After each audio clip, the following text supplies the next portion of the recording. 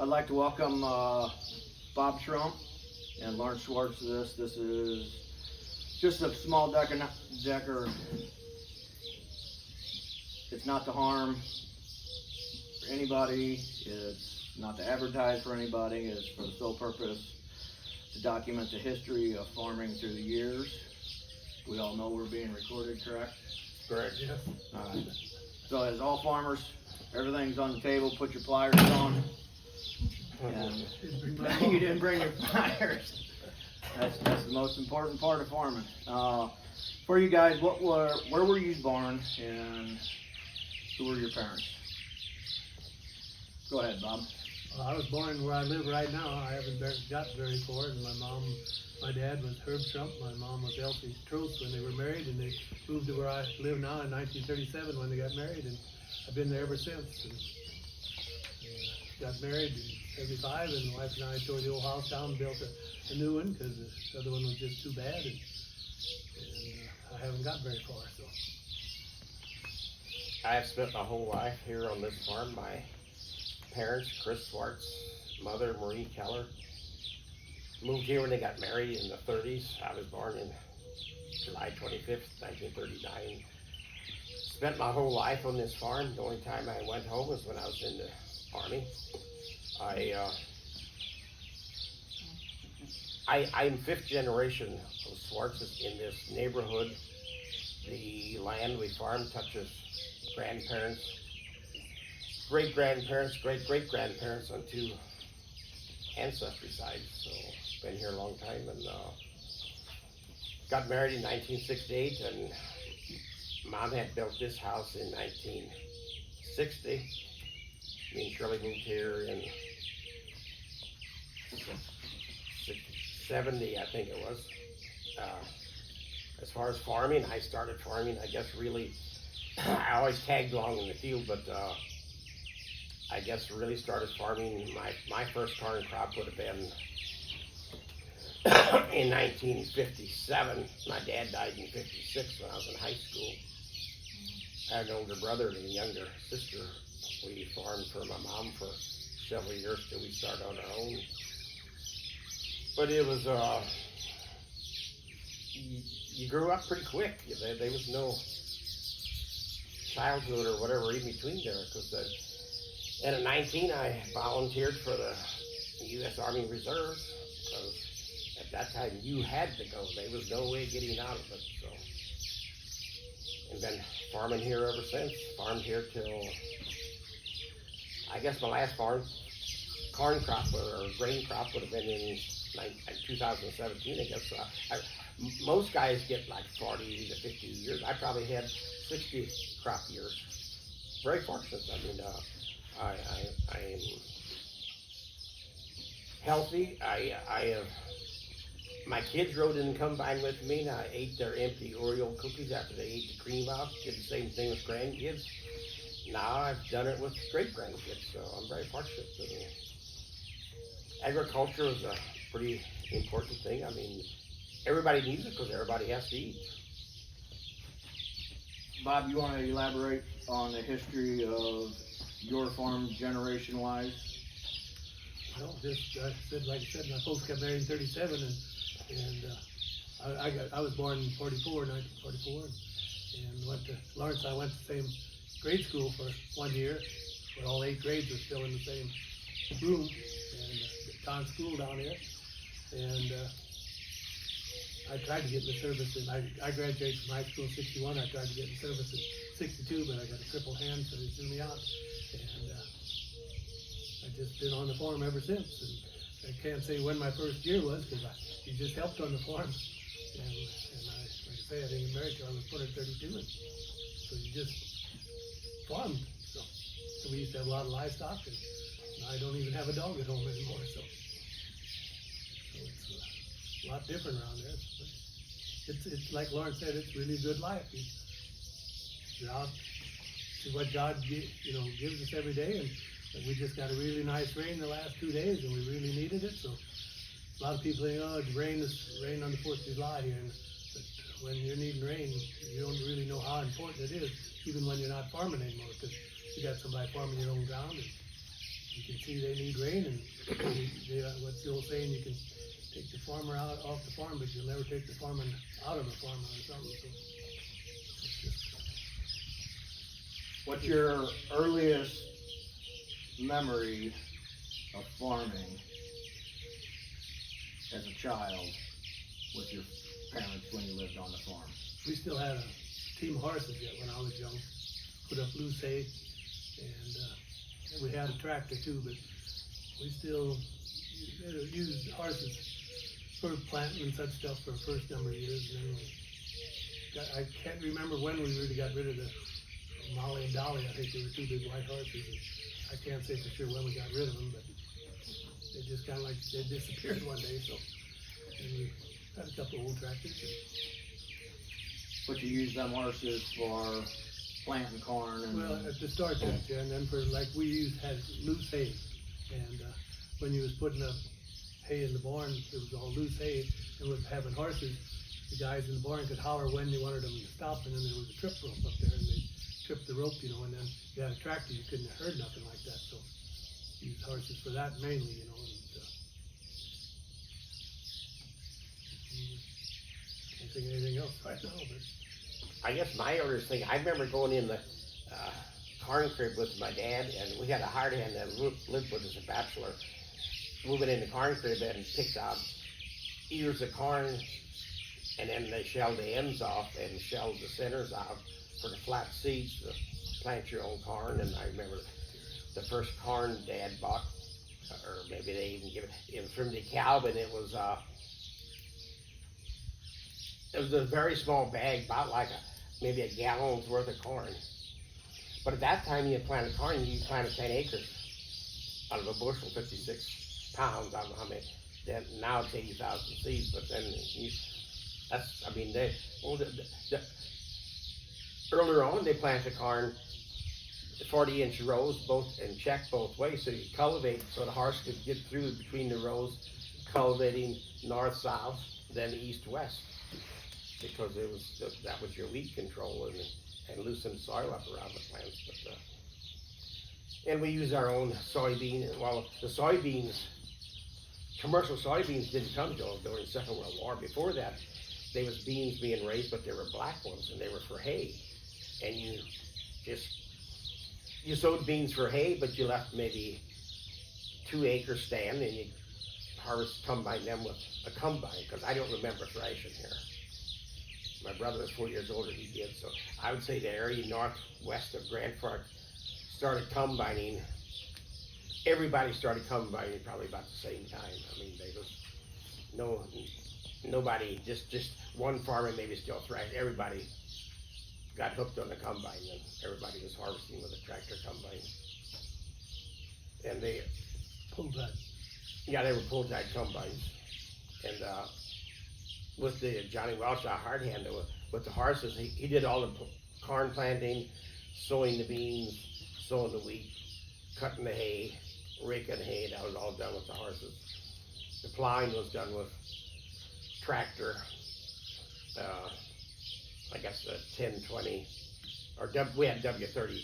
Dad bought W30 tractor. I was on steel and took it to the blacksmith shop, Grantfork, and they cut the steel wheels down and welded rims on, put rubber tires on, and did the plowing. And at that time, didn't farm the whole farm. Because in August we'd plow sweet clover down, which was probably 8 feet tall. You couldn't see the tractor in the field. You could hear it or see the exhaust maybe. It was because the sweet clover was sown in the wheat, and then it growed the following year, and then that's when you plowed down for this, they call it green manure. And you had to put long wires on the plow, on the coulter shank, to turn that long stuff under to get it covered. And it improved the soil. If you sowed sweet clover now, it wouldn't grow, because it won't grow where it's real fertile. And the last years that we sowed it, it only got about 2 or 3 feet tall, and that would have probably been in the 50s yet, 1950s. But that was, you didn't. a 40-acre field you didn't farm for 2 years because you left it fallow and left that sweet clover grow. And I remember the filling silo with the silage cutter, where the corn was cut in the field with a corn binder in bundles, and the bundles were loaded on the wagon and brought into the barnyard by the silo, and the bundles were thrown into the cutter, and it cut it and blew it into the silo. Later, when they were harvesting with the wagons in the field, it was cut in the field and blowed in the wagon, then brought to the silo and blowed up, which is the blower. And the silage cutters, there was always some guys had some pranks, see, if they could pull the tractor down. And of course, you got too stupid and pulled it down, and you choked everything up. So then I'd take pipes loose and clean them out. But even though it was hard work, there was always some foolishness going on, which was all right. What's your earliest memories, Bob? I think too, Lawrence, I think we sowed some soybeans at the start just to plow them under too, from fertilizer, so, cause they just wasn't soybean seed, you didn't sell soybean seed them days, so. We had a lot of sows at one time, and pigs. You didn't wean them at 10 days like they do now. Wean them when they were out in the field, when they got about 45, 50, 55 pounds. Wrestle them around, and the boys had to be cut for barrels, and that was always a hard job, wrestling them around. So you were saying about leaving the red or the white clover, leaving the ground lay fallow for 2 years. The sweet clover. The sweet clover. There was yellow sweet clover and there was a white sweet clover. What the difference was, I don't know. And you couldn't use that stuff for hay because it was a blood thinner for the livestock that ate it. If they got hurt or scratched themselves up in the barn, and especially if you dehorned cattle, you couldn't stop them from bleeding. When do you remember, I'm going to call it the commercial fertilizers that we use today? When did them come in? After the Second World War, 46, 47, 48. It was bags. You put it on there's a fertilizer box on the corn planter, and you filled that up and made a couple rounds and then filled it up again. So was that a crapshoot on how much you put on, or who told you about commercial fertilizer? The people, the fertilizer manufacturing people. Mm-hmm. Like FS and something like that, So you had the seed rep back then telling you, hey, we need to start adding. No, I think it was the fertilizer guy. The fertilizer people are telling you need to try this or whatever. But everything was in, like Lauren said, it's 80,000 bushel now. There's nothing like a bushel of seed corn, a bushel of seed beans anymore. It's all 80,000, Well, same way soybeans bought by units now. Yeah. So. But like Lauren said, you had a fertilizer spot before the seed in and the fertilizer on the planter.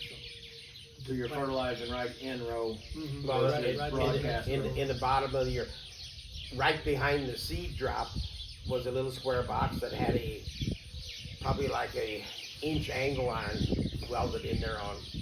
So it was when the fertilizer fell down there, it went to the sides. And it was still in the furrow opener, but the seed was already covered. And it just run, as you drove, it run. In a row and ran off to the Trickled out in the row. chain drive off row, of the packer wheel. All right, back in the 80s, it was a bad time for a lot of people. A lot of farmers went broke.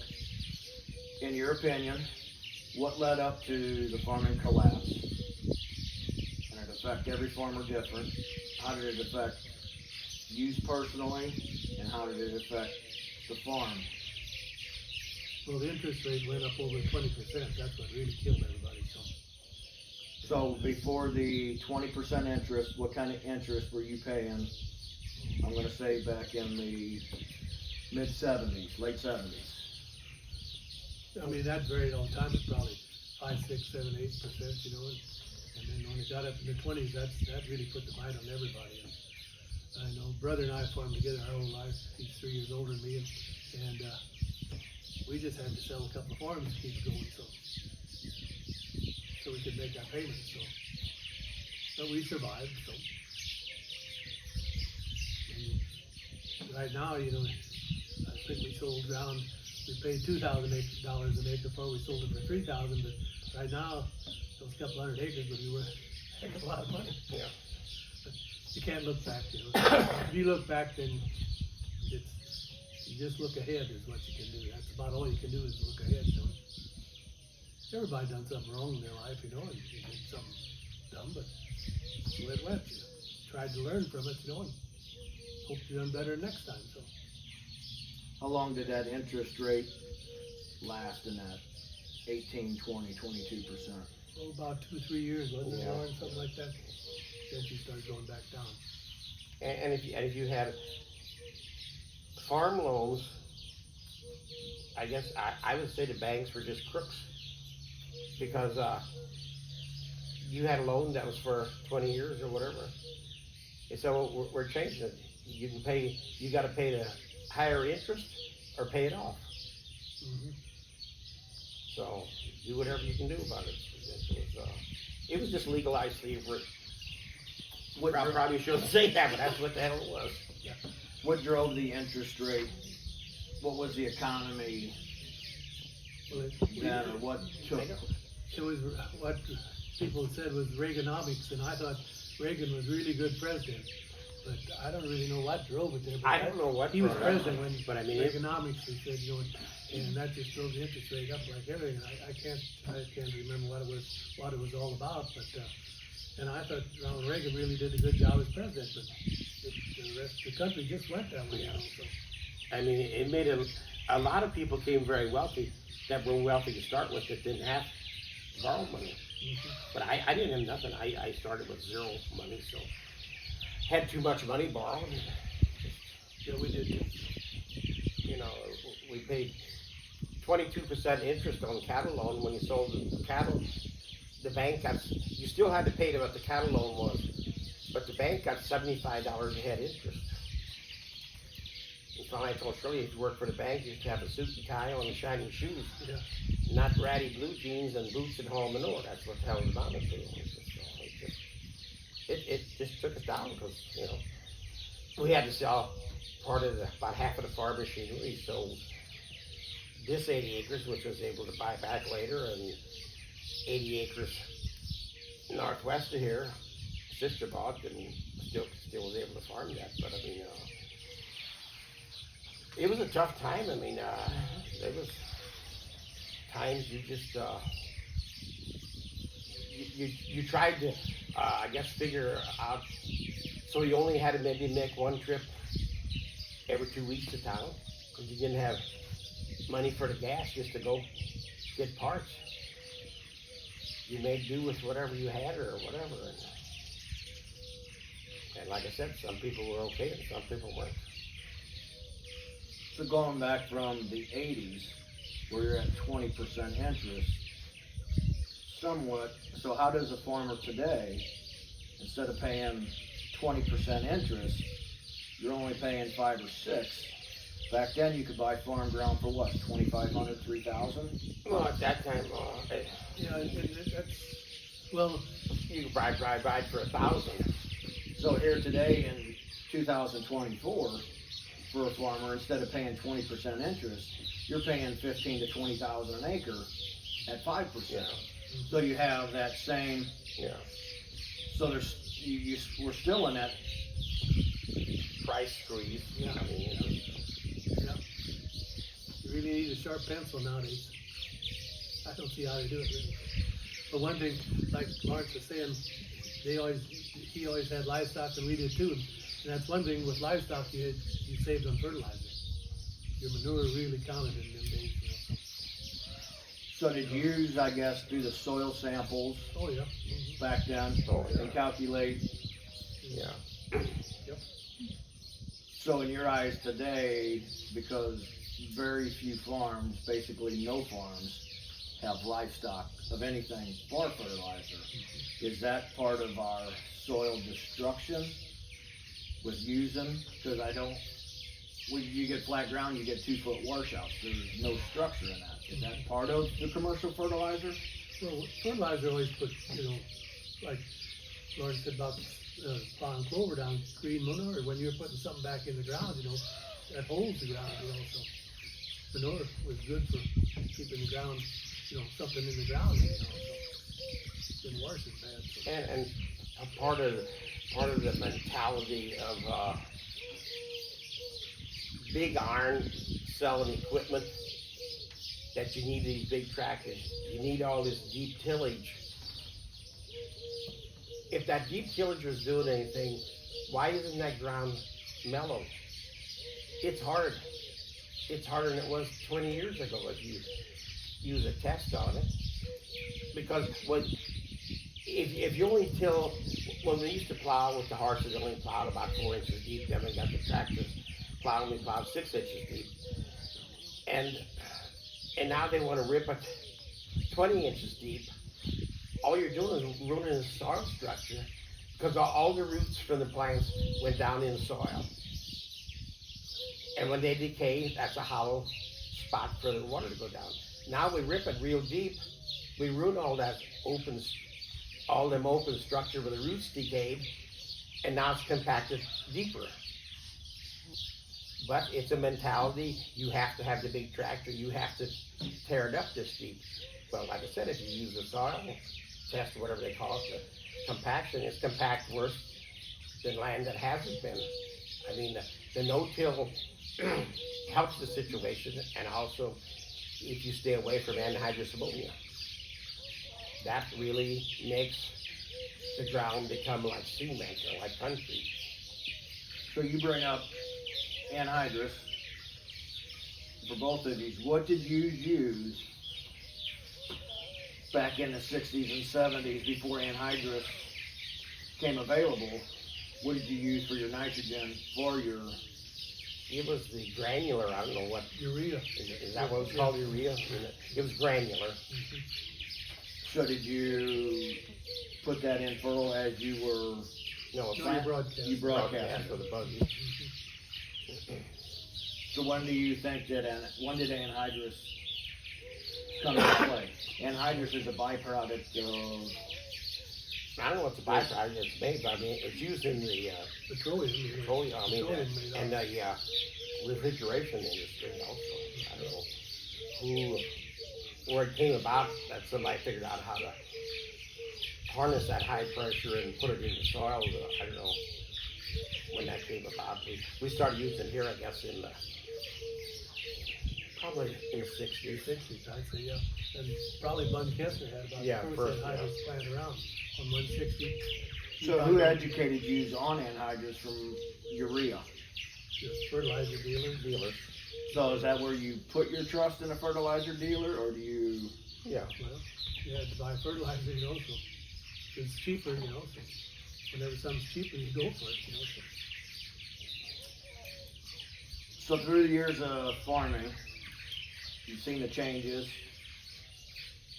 Changes are good, changes are bad.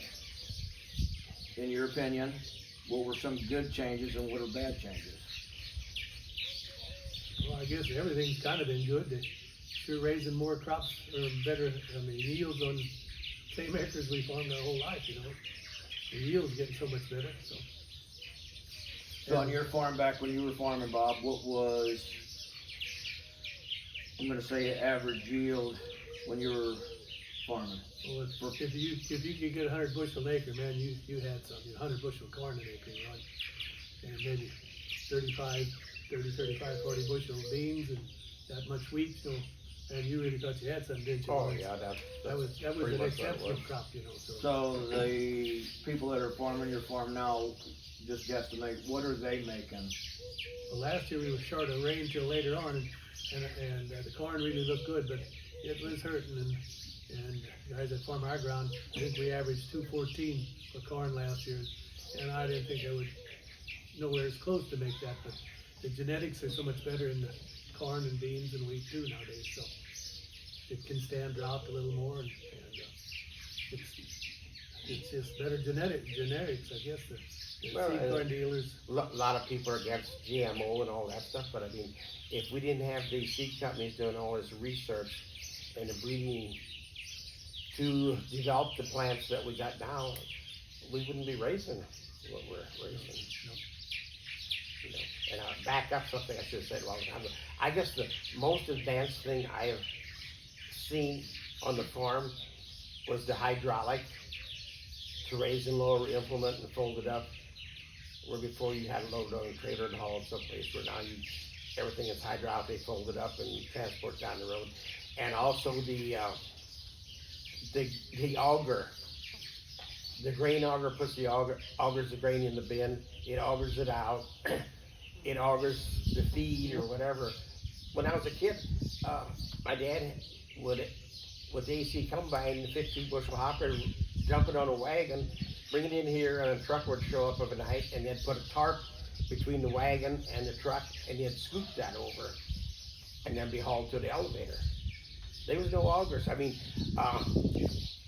nowadays a farmer can buy a scoop shovel and last him his whole lifetime if he keeps it out of the weather. At that time, then they were metal scoop shovels, and they wore them, a couple of them out in their lifetime because everything was shoveled. You shut the corn by hand, you brought it home, you shoveled it in the crib. You shoveled it out if you took it to town and scooped it, throw it up in a truck. There was no, and then the auger and the elevator came, like the Dale elevator and the same elevator you use for your car. But I mean, them was two labor-saving things that advanced the farm probably faster than anything. So today, there's the big buzz right now is all about cover crops. I'm sure both of you guys have experimented with no-tilling through the years. Kind of on the same concept as the cover crops. What's your thoughts on cover crops on the negative side? Yeah, I guess do you think there's a negative side to cover crops, or is it 100% positive? Or do you think it's just a fad? I would say it's both. You have to be educated. It's just like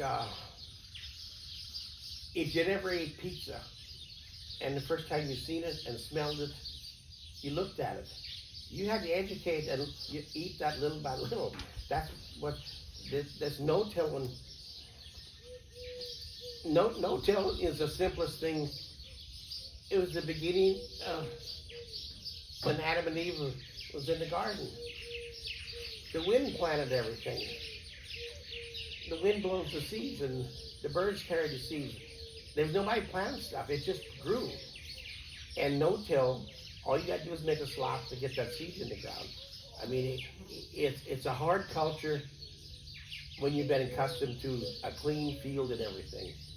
But with the chemicals nowadays, you can no-till, you can spray, and in 6 weeks afterwards, everything looks like you was out there and spent $20 an acre on fuel and equipment investment. And I mean, and you may be shorting yourself only a few bushels, but if you add in the extra cost of all your equipment and everything, wheat, soybeans, that's just as slick as everything. Corn's a little bit different. You can no-till, but you need to have cleaner ground. And as far as the cover crops, it depends. But the corn, there's more of an issue because of if you got all this cover crops killed, you got a mouse issue, and they'll eat the seed corn. So you got to use something to kill the mice. So it's kind of maybe you can go in between. No-till the wheat, no-till the soybeans, and maybe just very light tillage on the corn ground just to get the cover tilled in a little bit and go in there and plant it with a no-till planter. I remember when Mr. Gibbons, he worked for the University of Illinois, and I remember hearing him talk at Brownsville at their agricultural field days. He worked with Alice Chalmers to get the no-till planter and the mentality going, and they developed that 2-inch wide waffle colder, and then later they went to a bubble colder, and then they went now to no-till with a straight colder. But it works. Bob, did you do much no-tilling when you were farming? Well, we no-tilled, we were planting wheat in the corn stubble all the time. And we didn't do nothing with the corn stubble, but we planted twice. Run our old tie drill, one angle and then a different angle, you know, so we get enough seed in the ground. And that really worked nice. And it's just a 16-foot drill. Now they got 40-foot drills out there more, you know. So, but I used to get all these farm magazines, which I still do, Prairie Farmer, Farm Journal, Successful Farming. When we were farming, I didn't have time to read, and now I read them all the time because I got time. But now nothing on television to watch anyhow, so I read magazines, farm magazines, and it's got, they're really to go into a lot of this, you know, cover crops, no-till, and they always, on all the articles say, start out slowly, you know, just do 40 acres and increase as you go, because you learn by it all the time. And I really think it's a good thing, but I know the guys that run our ground, I don't think they're too much on it, so, and I'm over 80, so I don't think I'll see it, nothing on our farm like that ever, but I really do think this cover crops and no-till is the way to go myself. And like Lauren said, if you just work it up a little bit for the corn grounds to keep the mice down, and it's sure, you read in these articles, like you get 2.5 inches of rain, nothing runs off, because all the roots, the water goes down in the roots, you know, and everything. So it sounds good, you know, but I don't know. So I think the cover crop is it's another crop in the field, and I have to agree with both of you. You got to learn how to manage it. mm-hmm. It's not. So now you're farming year round because you have to manage your cover crop for the mice and the voles. And you got to get your cover crop out there as soon as you get the crop off the field too. Yeah. Oh. So you get some growth otherwise. Do you think these cover crops today is, I guess, the new? I'm gonna say, you guys plowed for your green manure. Granted, it's not green; it gets sprayed or crimped and laid down. Is that the new green manure from the 40s? This Yeah, cover crop? I'd say it is, but you have to learn your way into it. What I always think about when I read these cover crops, they're always putting cereal rye and turnips and everything else out there. I never hear nobody like sowing clover, you know, in the fall, you know, as a cover crop. I would think that if you know, let that got so tall and then kill it off, I would think, you know, if you follow with corn or something, you get some benefit out of the nitrogen from the roots in the clover, but I never hear it. Well, the clover is a spring seeded crop. It wouldn't work in the fall. Yeah, I guess And maybe it wouldn't work. turnips and that stuff works in the fall, I guess, whatever. I'd like to experiment, but I'm not experimenting. Yeah. Well, we sowed red clover, and you harvest the hay off of it, and then you left it. Then in the spring, the next spring, then it wouldn't make much hay. It was only a 1-year crop yield, but the next spring you plowed that clover down for the green manure. But it was only like knee high red clover. And you got a lot of nitrogen out of that. Yeah. Yeah, So what you guys know today, we always say if we only knew that. If you were 25 years younger and had your knowledge you have today about farming, what would you have done or changed in your farming when you farmed? I don't know, because you can't back up. I look forward all the time, so look back and you think about what you should have done, and that's not good. So. I mean, is there any one thing that really sticks out in your mind that you would we probably wouldn't have changed anything,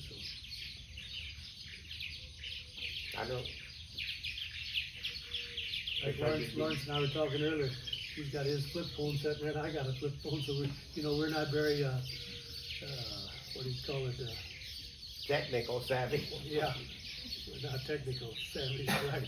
I know brother and I talked already, he's 83, and he'll be 81 in we just say the world passed us by, you know, so.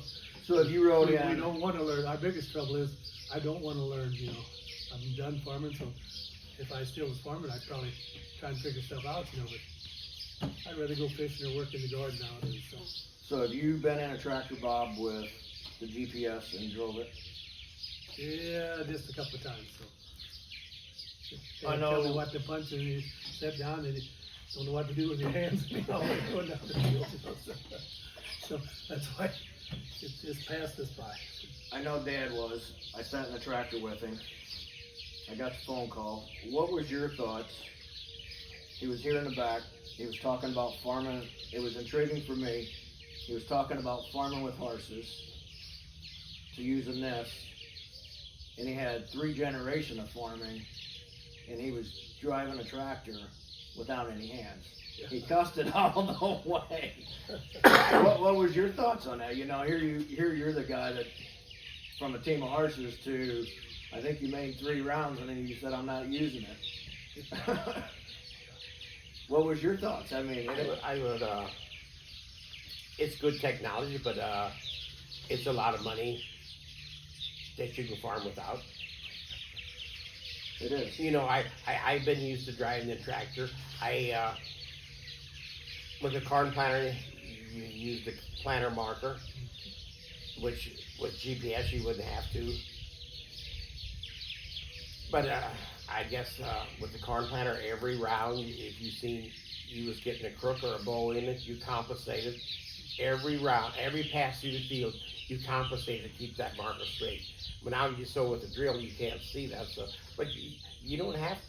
You can set it in the tractor, and you know when you look out of the cab, you know right when you're looking across the fender or across the tire, you just know where the edge of the last pass was. You just look. You don't keep looking here. You look down the field because you just gaze over there once in a while. You don't. You may be lapping over a little or skipping a little, but A few inches, it's, you know. you know. They always But say when you if save you so do much that for fuel. 60 years, by it, Yeah. you know, you want to bypass some of the technology because then what? The technology ain't working. Then what do you do? It's just like you have to know how to make it with duct tape and baling wire. Because I remember from Second World War when you couldn't get parts, you had to make stuff or go to the blacksmith shop and make stuff to make do, or you just changed and did something differently because there was no alternative. Now you sit on the end of the field and waiting for the technician to come to show up because he ain't coming until 2 days later. I have to agree with you. To the first generations and brand new farmers will not know how to farm, Yeah. drive up and down the field because they've never experienced. Find a tree, drive to it, turn around, find another tree. They've lived in the practice of turn a button on and let go of the Yeah. steering wheel. You know, you're talking about changes, and Lawrence, remember that we talked about combining with old pull-type combines, but when we bought an old case combine, and I don't think it was but a 10-foot head, and when you went out to combine, you took your handkerchief, put it around your nose and mouth, and a pair of goggles on, you know, because you sat right in front there where all the dust come, you know, and when you came home, you could write Yeah. right on your arm or anything, you know, with your finger. You know, nowadays you don't even get dirty to go Yeah. out in the field, you know, so that was, you remember that, Lawrence? God. That was the dirtiest job. I mean, you just breathe that stuff Yeah. even with your handkerchief. It had to be bad for the lungs for, you sit there all day long in that, Yep. coughing and breathing that dirt. Take your handkerchief out, blow your nose, it'd be black, you know, so. You know, in the Those first were some dirty combines, days combines. they were all pull-type combines and then they, But that first you know, combines, you know, without cabs, you know. Yeah. That was really dirty, because you were just sitting right there, watching the stuff come in and dust all over. yeah, you got the dirt from the front, you got the, if you had tailwind, then you got it from the Back. rear end, the chopper. Self-propelled combines without cabs were dirty. But it was a way to really cover the acres and you didn't know any difference or didn't Yeah. make any difference, so. You came home dirty, you came home Yeah. dirty. So how long did it take you to farm? Today we farm 400 acres, weather permitting. You can have that all in a week and a half. your harvest, you're done in 2 weeks. What did a 300-400 acre farm take you to put in and take out? Did you farm 3 months and then harvest for? No, you probably 2 months. 2 months planting, tilling and planting over probably a 2 month period, like April, May, and the harvest would be like October, November. And earlier, like when you shuck corn by hand, they didn't start shucking corn until Thanksgiving time. That was an all winter thing. Till they got it shucked. And of course, one man with horses, it was a struggle probably to do 160 acres because of how long it took. You know, when they plowed with the horse. It was just one 16-inch plow. You made a round, you did 32 inches. Now they're disking, they're taking 32 feet, one pass through the field. Bigger outfits than that. And it wasn't just farming. You had cows to milk in the morning, you had cows to milk in the evening. So you both mentioned about remembering the horses. How much did you work that ground? Was all ground plowed in the spring or in the fall? Spring Most of it in the spring. So you plowed it in the spring, that was one time you went across it. Yeah. And how many times did you, a disc, and there's no field cultivators back then. Well, there's spring tooth, called spring tooth harrow, that'd be the same equivalent to a field cultivator. So you disced it, so you plowed it, you disced it, Well, you spring toothed it. You didn't, it just depends how mellow it was. Maybe you, spring toothed it, and maybe you with the horses, and maybe you also went with just a harrow, and then planted. Just depends on how it's plowed. You know, once in a while it'll mill out, plow real nice. Sometimes, especially have some clay hills, they'll never plow good. So was the plowing like that the same as going out and working the ground too wet? You had the boulders. Yeah. You You had to Everything was. do it at the right time. But I don't remember when I was younger. It seemed like when you got a nice rain, you got 3/4 inch of rain. It was from St. Louis to Springfield, Illinois. Yeah. Now it's 3 inches down the road, you get nothing. And then you get 3 inches. Yeah. Never seen rain like it, it does now. Years ago it's just the whole area got a nice rain. And now it's just. It's because we became so educated, become stupid, like we all, as mankind always does. They do everything backwards. We're trying to, so they say, with climate change, we're heating this up. Well, we're so stupid. We got all these solar panels now. Before the Earth absorbed the heat, now these solar panels, the heat's coming and then it's bouncing it back. So it doesn't take anybody to figure that out, the stupid asses.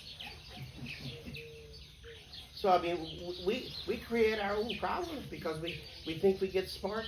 The smarter, no kidding, the smartest people that come out of college are the dumbest people around because they don't have 1 ounce of common sense. It don't hurt to get a college education if you don't forget to use the common sense. So, if you had a young kid, adolescent, I'm going to call him a first generation farmer, what advice could you give them on becoming a farmer?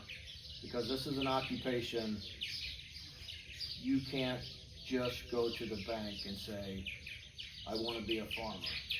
You can go to the bank and say, hey, I want to be an excavator, spend $50,000-$60,000 and buy a skid loader or a mini excavator.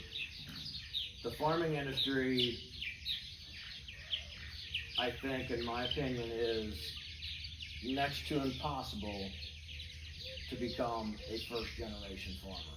I think you're right. yeah, you got to have a grandpa, you got to have an uncle, or somebody, or somebody that wants to retire. A farm couple that's retired and they don't have no kids, so they like Johnny lives down the road and he's over here all the time helping. And That's the only way. yeah, I think so. and if he wants to, that kid wants to farm, then he should do what he can do to find out or find somebody that'll help him get started.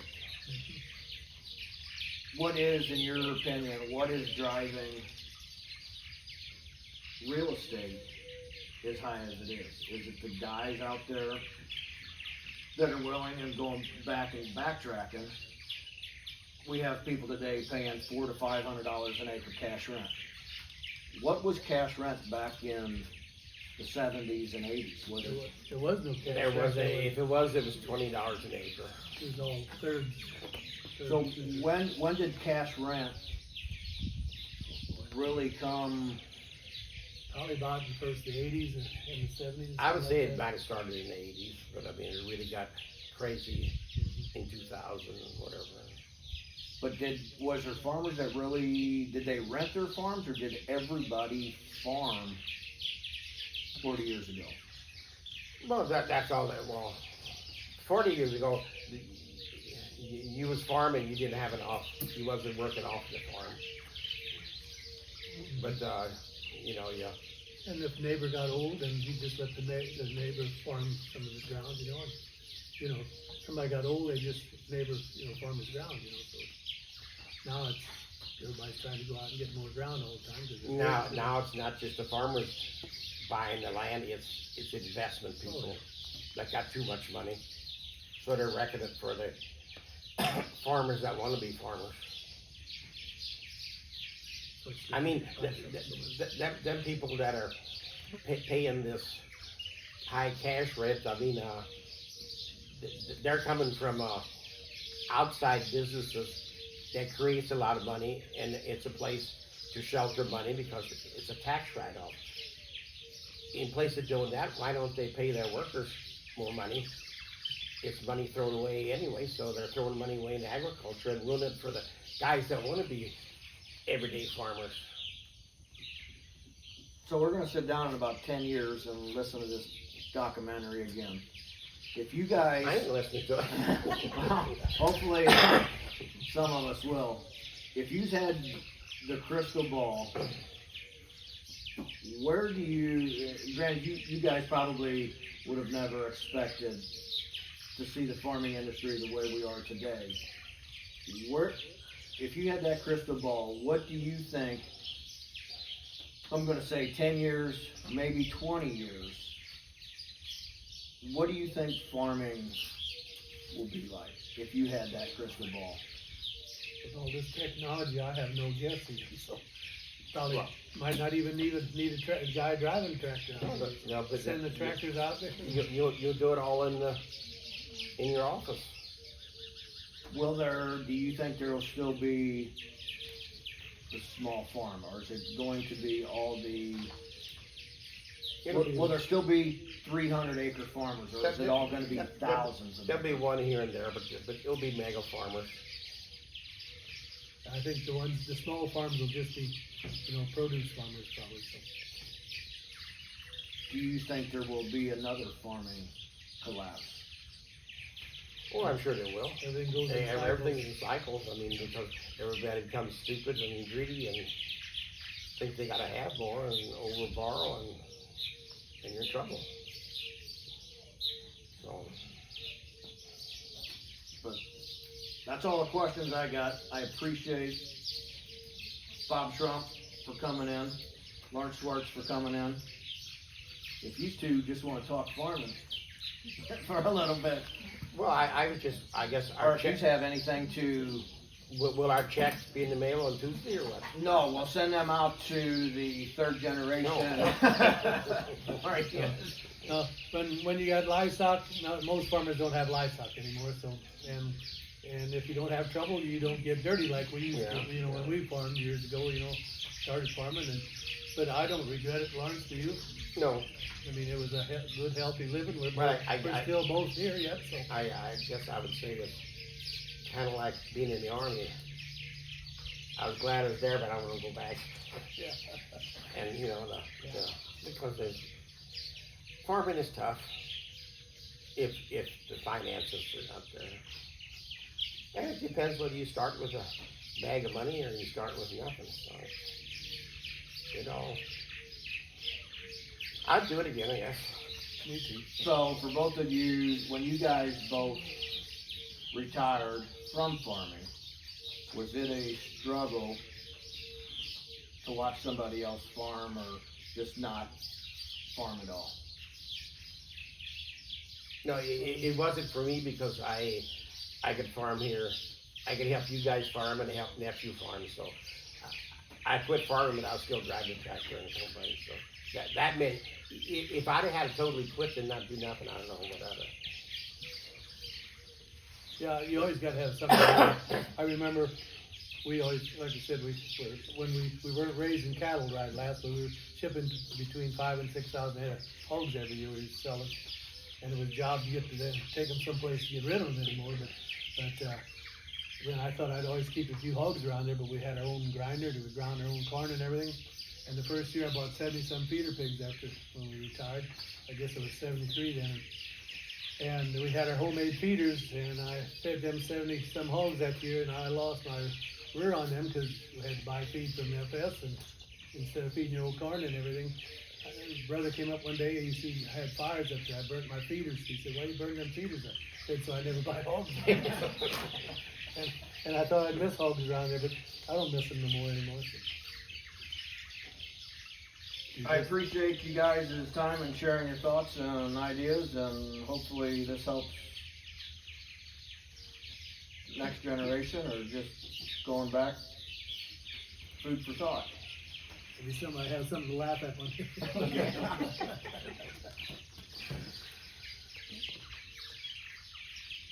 Thank you.